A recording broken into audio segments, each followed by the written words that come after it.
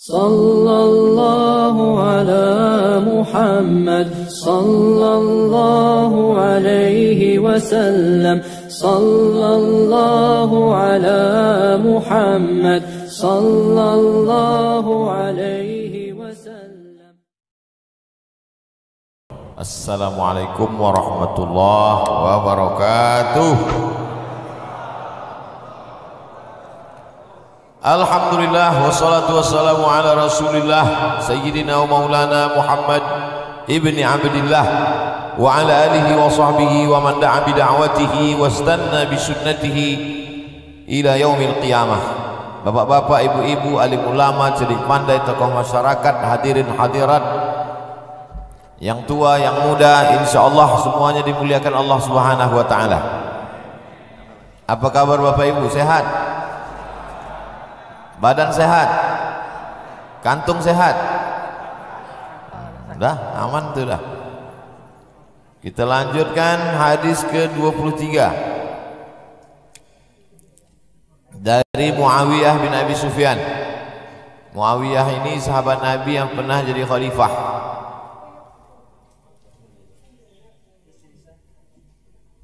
Nabi Muhammad SAW meninggal, Nabi digantikan Abu Bakar 2 tahun, Umar 5 tahun, Utsman, habis Utsman Sayyidina Ali, habis Sayyidina Ali Hasan 6 bulan, genap 40 tahun. Khilafatun nubuwah 40 sanah, pemimpinan kekhalifahan itu kenabian 40 tahun. Nabi Muhammad 10 tahun, Abu Bakar, Umar, Utsman, Ali 30 tahun kurang 6 bulan. Datang Sayyidina Al-Hasan, anak Sayyidina Ali, pas 6 bulan. Dengan 6 bulan itu lengkaplah 40 tahun. Habis Sayyidina Al-Hasan masuk Muawiyah. Ini dah periwayat hadis Muawiyah bin Abi Sufyan. Qala Rasulullah sallallahu alaihi wasallam, Rasulullah bersabda, "Man yuridillahu bihi khairan yufaqihhu fiddin." Kalau Allah ingin orang itu baik, yufaqihhu fiddin, dipahamkannya agama. Mudah-mudahan anak cucu kita paham agama. Makanya doa Nabi untuk Sayyidina Abdullah bin Abbas, Allahumma faqihhu fiddin, pahamkan dia agama.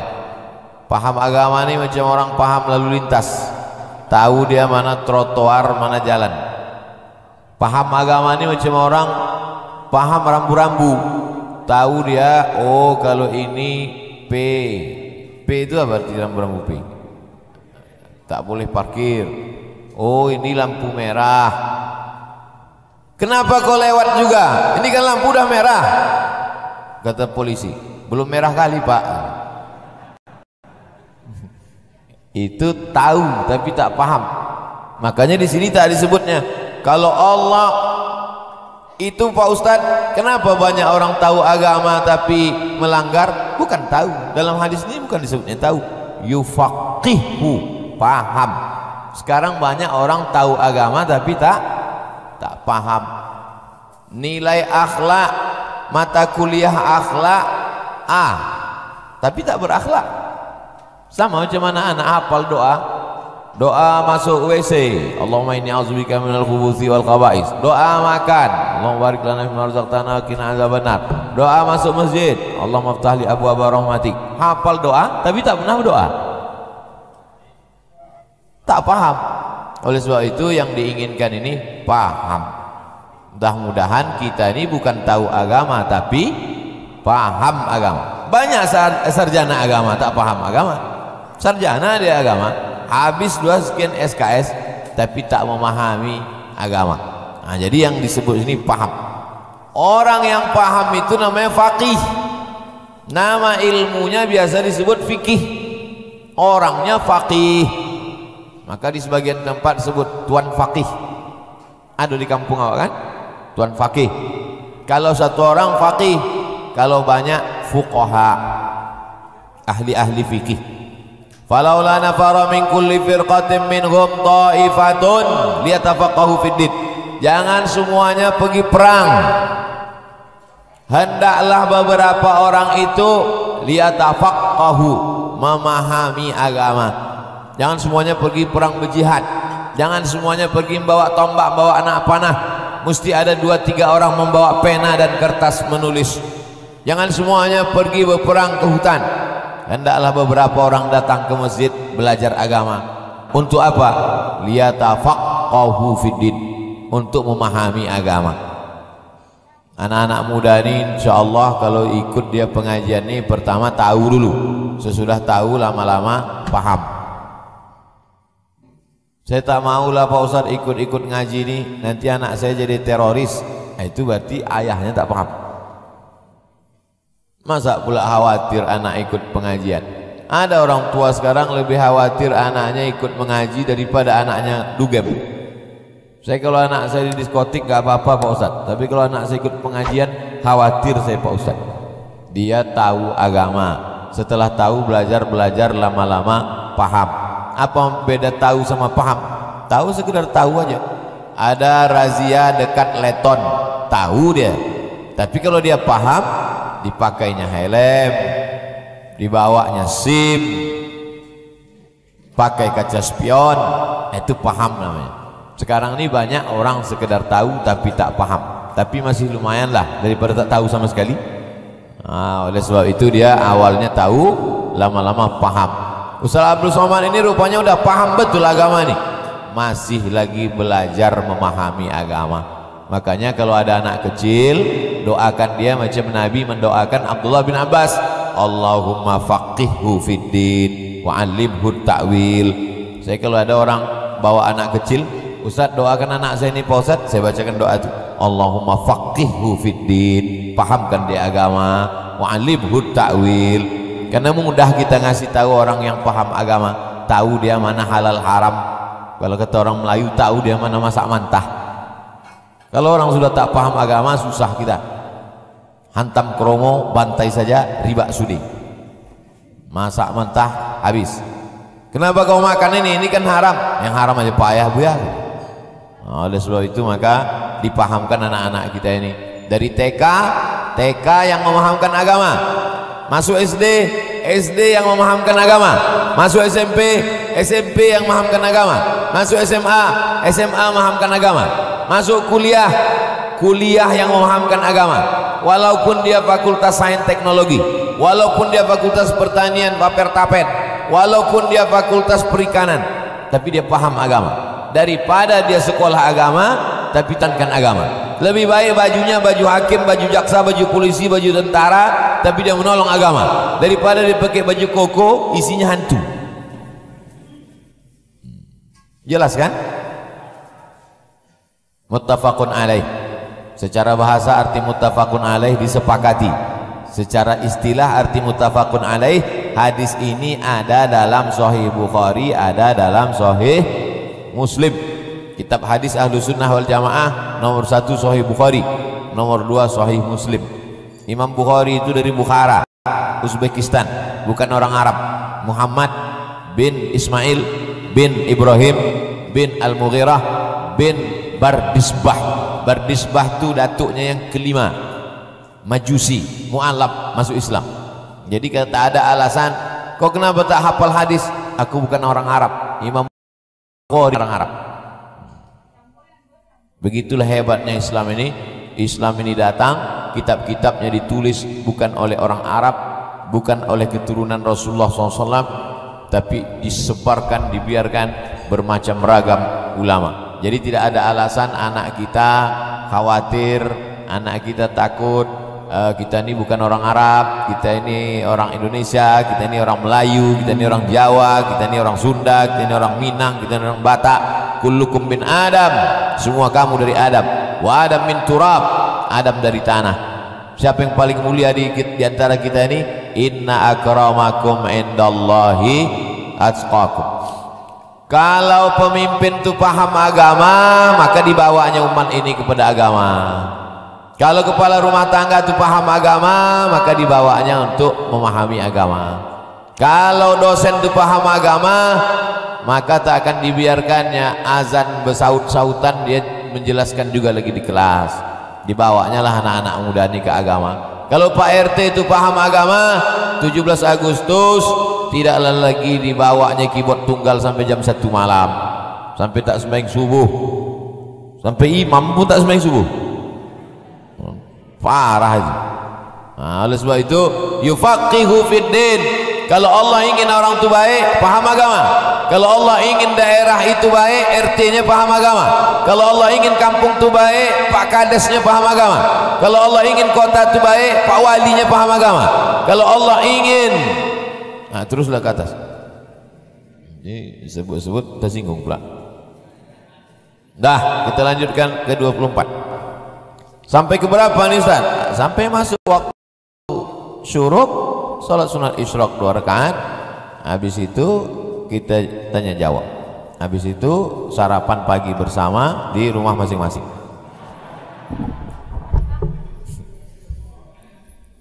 Kalau tak paham berarti belum yufaqihu fiddin. Hadis ke-24 dari Abu Hurairah, namanya Abdus Syam, hamba matahari. Dirubah Nabi namanya menjadi Abdurrahman. Ada di rumah ini nama orang hamba matahari? Tak ada. Kalau ada kita rubah jadi Abdurrahman. Rasulullah bersabda, man salaka tariqan, siapa yang lewat di suatu jalan, yaltamisu fihi ilman, mengambil ilmu dia di jalan itu, sahalallahu lahu bihi tariqan ilal jannah, dimudahkan Allah jalannya menuju surga. Ini menunjukkan ilmu dalam Islam tak terbatas ruang kelas. Ilmu dalam Islam tak terbatas S1, S2, S3. Ilmu dalam Islam tak terbatas di majelis ilmu halaqah. Melewati suatu jalan, dapat ilmu di jalan itu, dimudahkan Allah jalan ke surga. Lewat dia di jembatan Leton, dapatnya ilmu di Leton. Ilmu apa dapat di Leton? Kira-kira ilmu apalah dapat di Leton? Yang pertama, kalau kita lewat di Leton itu dapat ilmu bahwa buatan Belanda lebih tahan dari buatan kita. Itu ilmu pertama. Jembatan awak berapa lama tak bisa dilalui, ya kan? Nampaknya Ustaz Somad ini pro Belanda nih. Udah.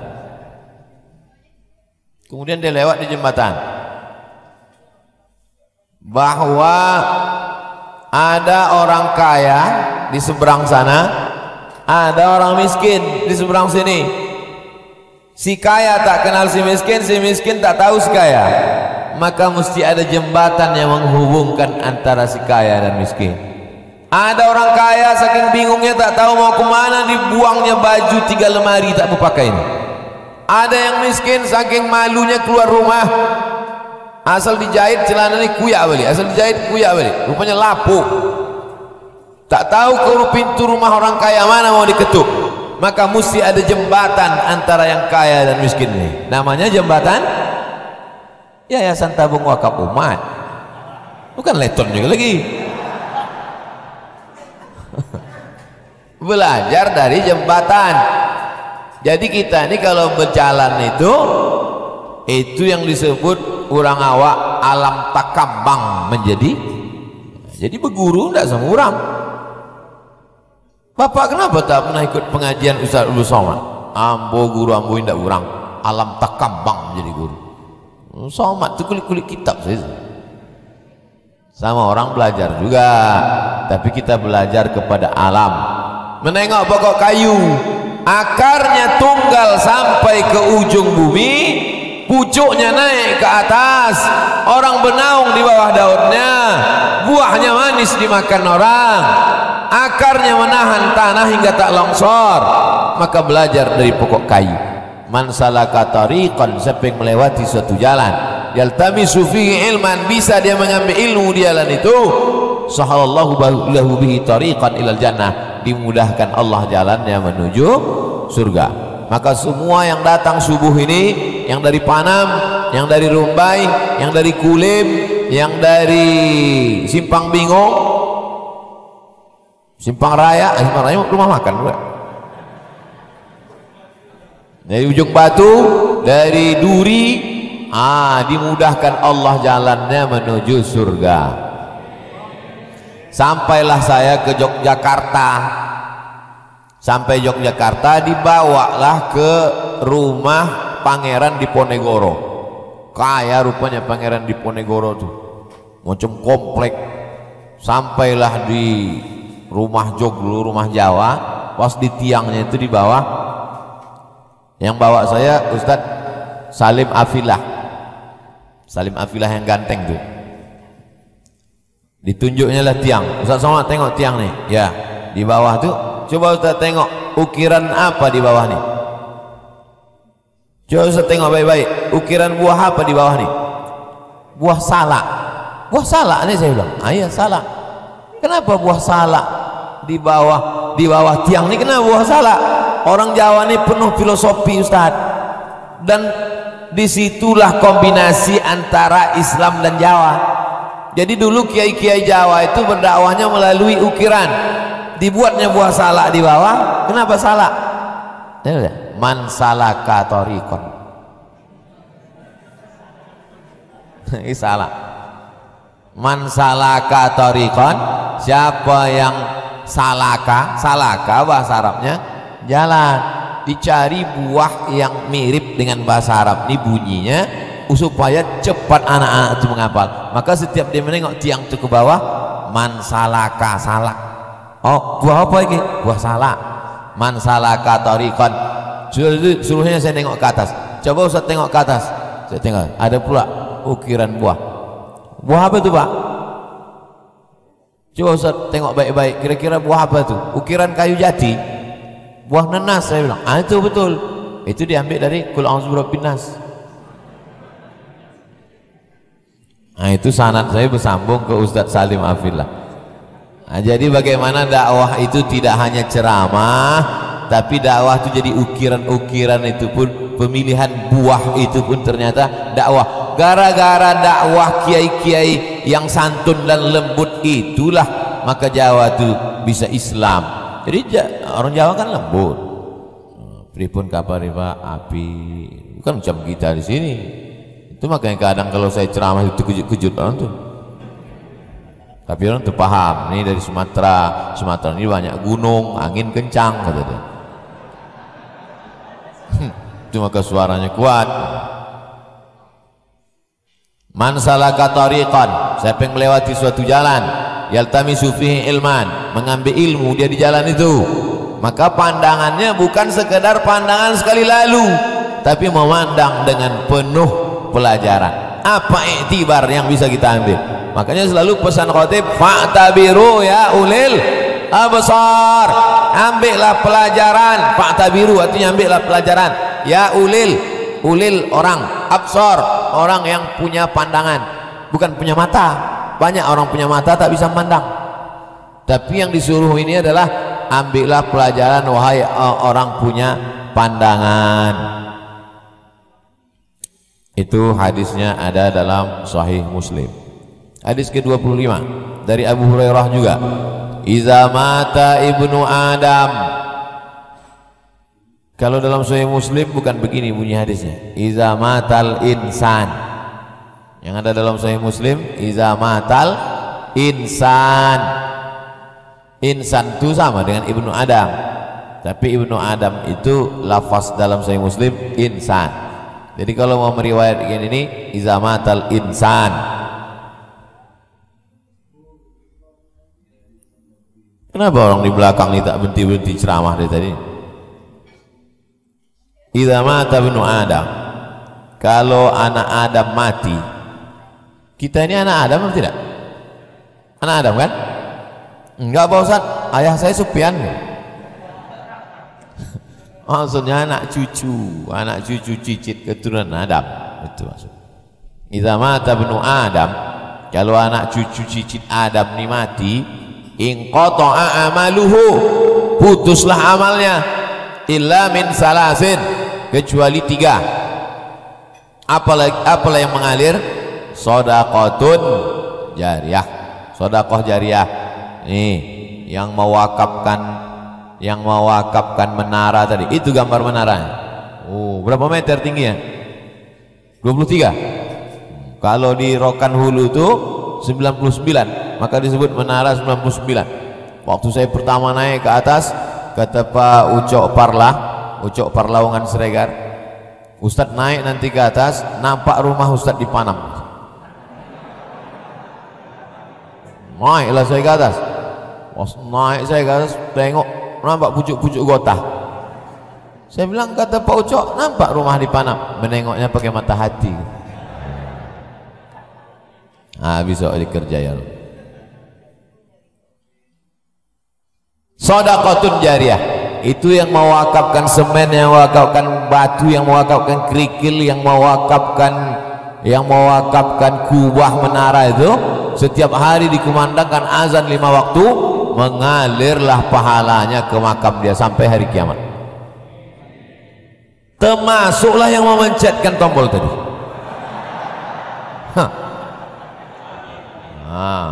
Nampaknya banyak yang tak setuju. Saya tak ada minta, panitia ngasih.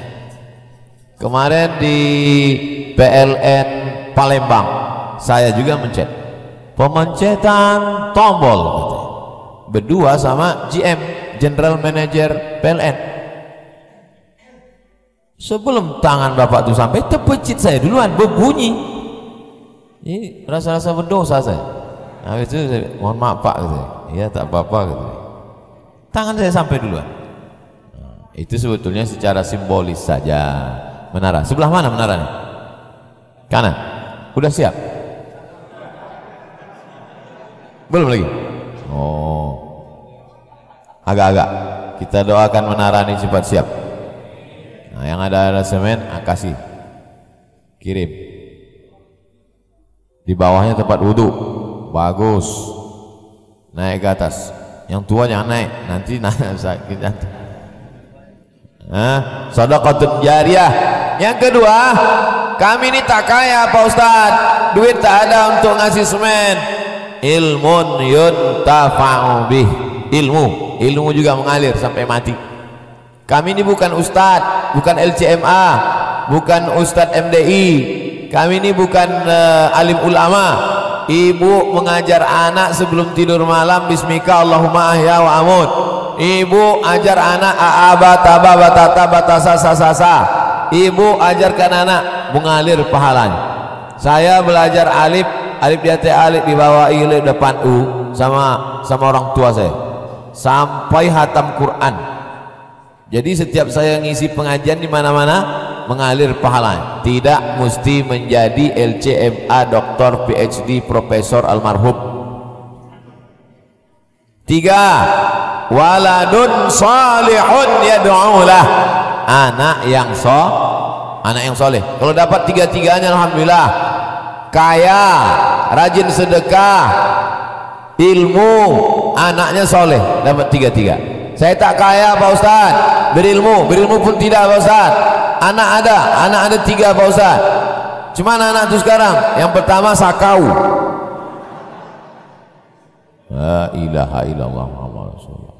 Jadi sengaja dikasih Allah Ta'ala 3 nih supaya kita ada pilihan. Andai tak ada anak, banyak-banyak sedekah. Andai tak bisa sedekah, banyak-banyak pula dibalik. Aku nanti bangga, kata Nabi, mukatsirum bikum bainal umam.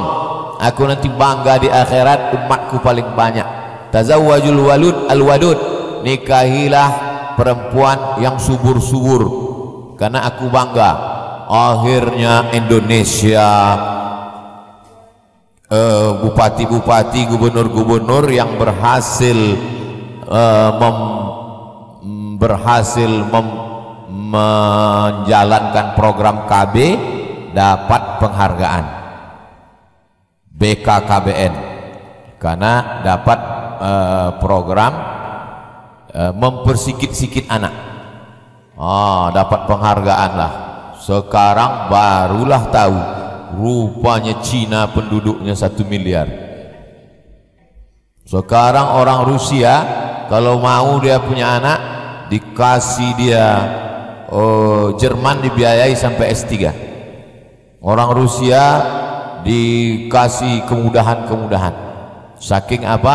Saking kan banyaknya. Dan Indonesia banyak sekali lah tanah kosong yang tidak bisa digarap saking kurangnya manusia. Apalagi kita di Pulau Sumatera. Kalau itu Jawa Timur, Jawa Barat, Jawa Tengah, penduduknya itu 30 juta, 40 juta. Kita dikumpulkan orang dari ujung Aceh sampai ke Lampung, itu tak sampai satu provinsi. Jawa Timur, Jawa Tengah, Jawa Barat. Orang tuh bersihnya lahir anak. Nah, kan? Oleh sebab itu maka jadi anaknya soleh, rezekinya melimpah ruah, ilmunya bermanfaat, maka mengalirlah dia. Gara-gara inilah sebagian orang tak mau tahlil, gara-gara hadis ini. Kau kenapa tak tahlil di rumah si anu? Sudah putus Pak Ustaz. Iza matal ibnu Adam in qata'a. Kalau mana Adam sudah mati, maka putus. Hadisnya sahih. Hadisnya sahih. Yang mendengarnya bongak. Yang dimaksud putus itu amal dia putus. Ini ibnu Adam. Iza mata ibnu Adam, kalau mati si anak Adam nih, amal si anak Adam nih putus, bukan amal orang kepada dia. Nampak? Itulah bahayanya baca hadis diterjemahkan sendiri, baca sendiri. Iza mata ibnu Adam, kalau mati anak Adam, in qata'a, maka putus.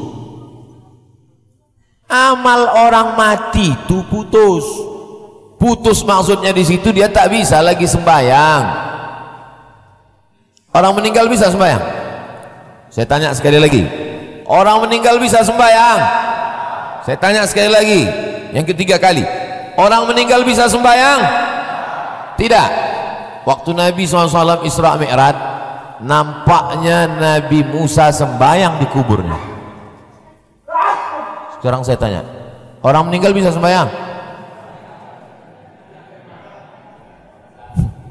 Hadis sahih tentang Isra Mi'raj, nabi-nabi beribadah di kuburnya. Ya lo yang putus itu apa? Yang putus itu amal taklifi. Amal taklifi itu sholat wajib, puasa wajib. Yang wajib itulah yang putus. Adapun orang mati beramal, itu dalil hadis Isra Mi'raj bahwa orang mati sholat di kuburnya. Yang putus itu maksudnya amal taklifi. Amal taklifi itu apa? Kewajiban. Jadi kalau ada di antara jamaah ini yang merasa berat melaksanakan kewajiban ini, matilah.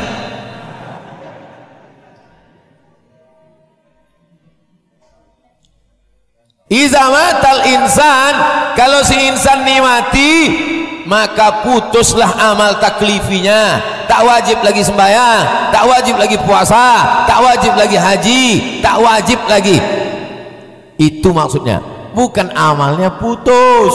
Kalaulah amal manusia itu putus sesudah mati, maka tak ada sholat jenazah.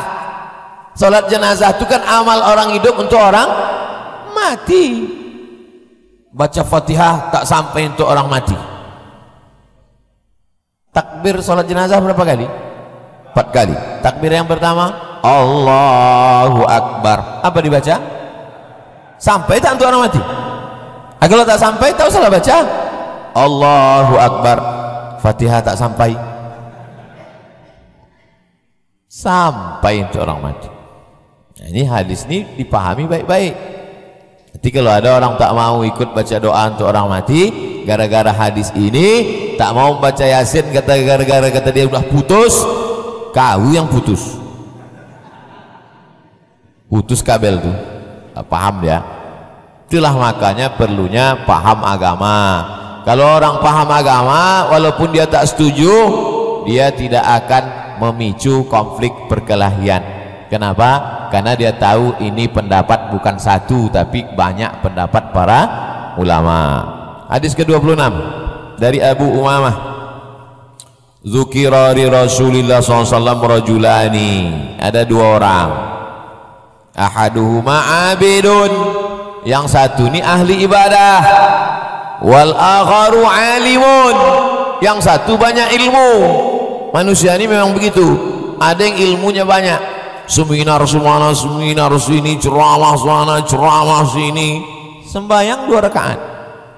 Yang ini tak ada ceramah, tak ada seminar, tapi sholat duhanya 8 rakaat, tahajud malamnya banyak, khatam Qurannya banyak. Kita ini dalam hidup ini pilih 2, kau mau jadi alimun atau abidun, jangan syaitonun.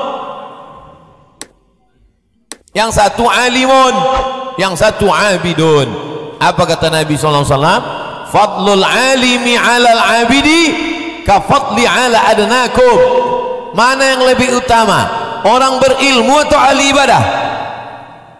Nih Nabi menjawab, yang berilmu ini lebih utama daripada yang ahli ibadah ini, seperti lebihnya aku daripada orang yang di bawah-bawah aku. Tapi jangan gara-gara ini asik pengajian lalu tak sembahyang. Asik pengajian Ustaz Muardi datang, pengajian Ustaz Saidul Amin datang, pengajian Ustaz Zulhendri datang. Pas ditanya orang, kau kenapa tak pernah sembahyang duha? Yang alim lebih utama daripada yang ahli ibadah. Itu namanya bukan mencari kebenaran, itu mencari pembenaran. Kita belajar ini bukan mencari pembenaran. Qala Rasulullah, apa kata Nabi? Innallaha wa malaikatahu, sesungguhnya Allah, malaikat-malaikat, wa halas samawati wal ard, makhluk-makhluk yang ada di langit, yang ada di bumi, hatta namlah fi hujjuhriha, sampai semut-semut yang ada di lubang tanah, semut-semut yang ada di sarang, wa hatta al-hud, sampai ikan-ikan, la yusallun, mereka semuanya berdoa ala muallimin nas al khair, untuk orang-orang yang mengajarkan agama. Semut dalam sarang, ikan dalam kolam, semuanya berdoa untuk orang yang mengajarkan agama. Semut-semut yang ada di celah-celah rumah ibu, di dapur-dapur ibu itu, ikan-ikan mahal yang ada di akuarium bapak, semuanya mendoakan orang yang mengajarkan agama dengan ikhlas. Doakan Abdul Somad supaya mengajar ini ikhlas, supaya kalau dia ikhlas, ikan-ikan yang di akuarium bapak tuh yang harganya mahal itu, seekornya sampai 50 juta, bahkan ada yang menang juara koi di Jepang tuh sampai 1 miliar, mulutnya begini-gini dari pagi sampai petang. Akuariumnya dia yang beli, listriknya dia yang bayar, makanannya pula ulat Jerman, harganya mahal, dari pagi sampai malam begini-gini ikan di akuarium. Yang didoakannya siapa? Bukan yang punya akuarium. Apa kata ikan tuh? Allah marham Abu Somad, Allah marham Abu Somad, Allah marham Abu. Bukan kata saya, kata hadis nih. Dari situ Abdul Somad kata dia, muallimin nas al khair. Muallim, orang yang mengajar, nas manusia, khair kebaikan, orang yang mengajar manusia kebaikan. Saya terjemahkan Abdul Somad, salah? Oh salah, berhenti saya. Akhrajahu Tirmidzi, hadis ini ada dalam Sunan Tirmidzi, wa sahhahahu, kata Imam Tirmidzi hadisnya sahih. Percaya bapak ibu semut itu bercakap? Yang tak percaya semut bercakap angkat tangan. Biar tak kami sholatkan jenazahnya. Loh, kok tiba-tiba Ustadz mengungkit masalah sholat jenazah? Nabi Sulaiman menahan pasukan bala tentaranya. Kata Nabi Sulaiman, hai bala tentara, jangan kalian berjalan dulu. Kenapa? Kata tentara, karena ku dengar panglima semut sedang berkata kepada pasukan semut, udkhulu masakinakum, hai semut-semut, masuklah kalian ke sarang, supaya pasukan Sulaiman tak memijak perut kalian. Makanya dalam Quran ada satu surat namanya surat An-Namal. An-Namal artinya sumut. Jadi kalau ada yang tak percaya semut bicara, berarti dia ingkar kepada Al-Qur'an. Orang yang ingkar pada Quran berarti kah? Jelas hubungannya dengan sholat jenazah tadi? Dah. Untung tak angkat tangan. Oleh sebab itu maka tak boleh kita membunuh semut. Semut di rumah saya mengganggu Pak Ustadz. Uqtulul aswadaini fis shalah. Bunuhlah dua yang hitam waktu kau sedang sholat. Yang pertama thu'ban, ular. Yang kedua akrab, kalajengking. Itu dalil boleh membunuh. Cumananya Ustadz nih, tadi katanya tak boleh membunuh, sekarang katanya boleh membunuh. Semut tak boleh bunuh karena semut berdoa. Ular sama kalajengking boleh dibunuh karena ular kalajengking mengganggu. Maka ilatnya kalau dia mengganggu boleh dibunuh, tapi bunuhnya sekali. Jangan marah sama semut, cabut kakinya satu. Tangkapnya semua, diambilnya jepitan-jepitan dokter rumah sakit. Tak boleh dicabut, buat tekilir aja dulu. Tak boleh. Tak boleh menyiksa. Kita lanjutkan hadis ke-27 dari Abu Musa al-Ash'ari radhiyallahu an. Rasulullah bersabda, "Masalu ma ba'athani Allahu bihi minal huda wal ilmi kamathali ghaisin asaba ardan فكانت بها طائفة طيبة قبلت الماء وأنبتت الكلاء والعشب الكثيرة وكان منها أجادب أمسكت الماء فنفع الله بها الناس فشربوا منها وسقوا وزرعوا وأصاب طائفة أخرى منها إنما هي قيعان لا تمسك ماء ولا تنبت كلاء فذلك مثل من فقه في دين الله تعالى ونفعه ما بعثني الله به فعلم وعلم ومثل ما لم يرفع بذلك رأسا ولم يقبل هدى الله الذي أرسلت به متفق عليه. Hadisnya panjang, kalau saya terjemahkan satu-satu tak nyambung. Jadi mengajar ini sama macam mengasih makan bayi. Diambilkan itu pisang, dikunyah-kunyah, sudah kunyah halus baru suapkan ke mulut dia. Jangan dikupas kasih pisang, mati dia. Begitulah mengajarnya. Baca, pahami baik maknanya. Kata Nabi, aku diutus nih macam hujan turun. Hujan turun, tanah ini terbagi tiga. Yang pertama turun hujan, tumbuh tanam-tanaman. Yang kedua turun hujan, tanaman tak tumbuh, tapi airnya tergenang, bisa orang minum. Yang ketiga turun hujan, tumbuh tidak, tergenang pun tidak. Begitulah perumpamaan manusia menerima Islam yang dibawa oleh Nabi Muhammad sallallahu alaihi wasallam. Tiga. Kita yang ramai ini Bapak Ibu terbagi tiga kita ini. Turun hujan, tumbuhlah buah kelapa, dimakanlah buahnya kelapa muda. Setelah tua diperas santannya dari gula jadi rendang. Karena selalu dimakan kurang olahraga, naiklah jantung koroner. Tumbuhlah tebu, diolahlah oleh pabrik tebu jadi gula. Dimakanlah gula tadi dalam kue, dibuatlah teh manis, dibuatlah teh susu, kopi. Bermanfaat apa tak manfaat? Manfaat. Ini yang pertama, turun hujan, tumbuh tanam-tanaman, dimakan manusia. Yang kedua, ada lagi jenisnya batu, tak ada yang tumbuh di atas, tapi dia bisa menahan air. Turun air, diminum orang, ikan-ikan hidup. Jenis yang ketiga, inilah yang ketiga, tanaman tak tumbuh, air tak tertahan, gurun pasir. Turun air, air tak tertahan, tanaman tak tumbuh, hilang begitu saja. Begitu jugalah ceramah subuh ini. Macam turun air sekarang. Ada di antara bapak ibu anak-anak muda ini yang ingat, pulang dia ke rumah, ditulisnya jadi update status, dibuatnya dari vlog pendek, disebarkannya. Itulah dia macam pokok kayu yang bisa dinikmati. Tapi ada pula dia tak pandai bercakap, dia tak pandai menulis, tapi untuk diri dia saja diamalkannya. Yang nomor 3 tak ada di sini. Air tak ditahan, tumbuh pun tidak, apa pun tak dapat.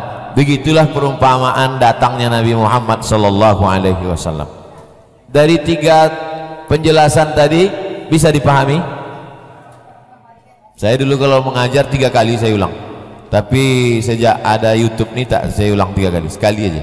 Kalau jamaah mau ulang 3 kali, tinggal video saja diulang 3 kali. Dengar, ulang 3 kali. Nabi datang seperti turun hujan. Ada yang menumbuhkan tanaman-tanamannya berbuah dimakan orang. Ada pula tanah itu yang tak menumbuhkan tanaman tapi bisa menahan air, orang minum bermanfaat juga. Yang ketiga yang celaka, tak menumbuhkan apa-apa, tak bisa menahan air, habis tak bermanfaat. Nabi Muhammad datang, dia tak dapat manfaat apapun. Mudah-mudahan kita jadi 2 tadi.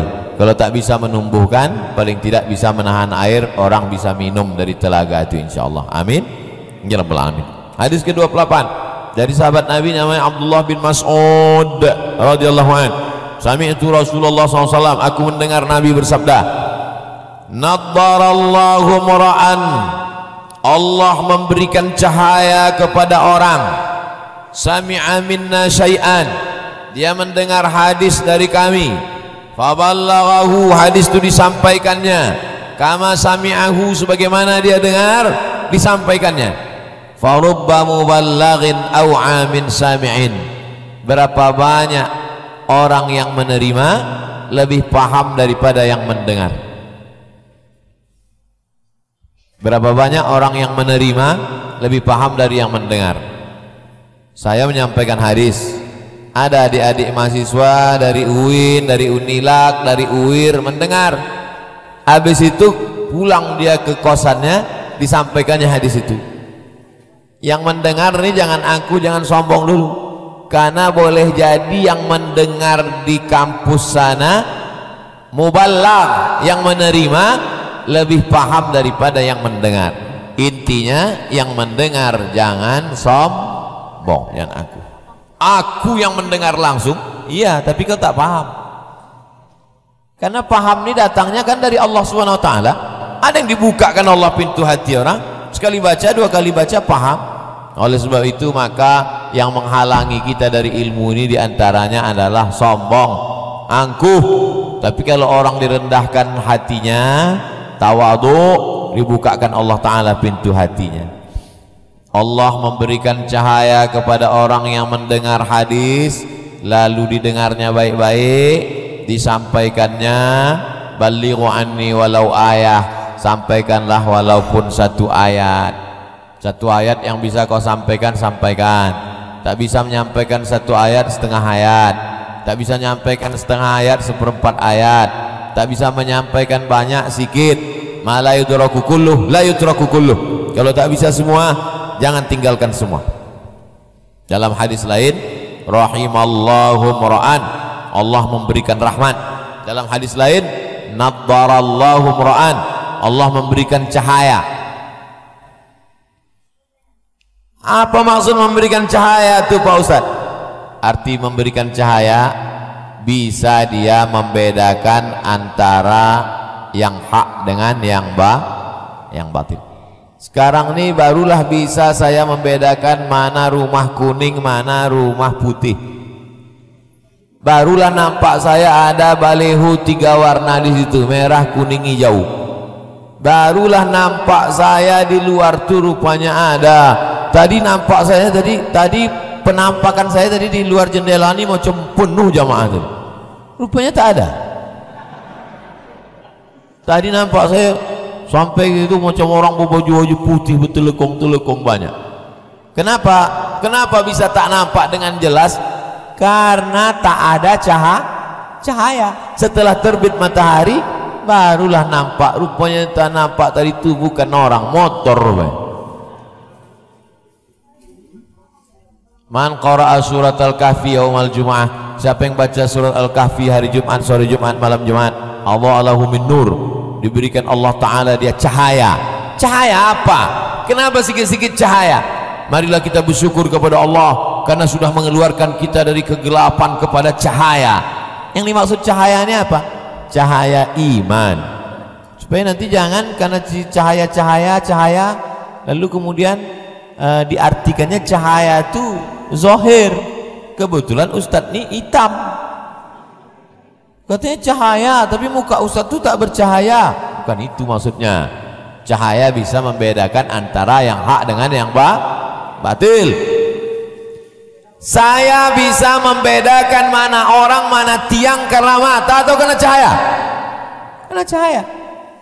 Ini orang, ini tiang, sampai tak tersipak kita kepala orang. Itu bukan karena mata, tapi karena cahaya. Siapa yang tak percaya, datang nanti malam kemari jam 12 malam, matikan semua lampu nih, buka mata. Kalau bisa kau menengok mana tiang, mana orang, potong telinga di sebelah.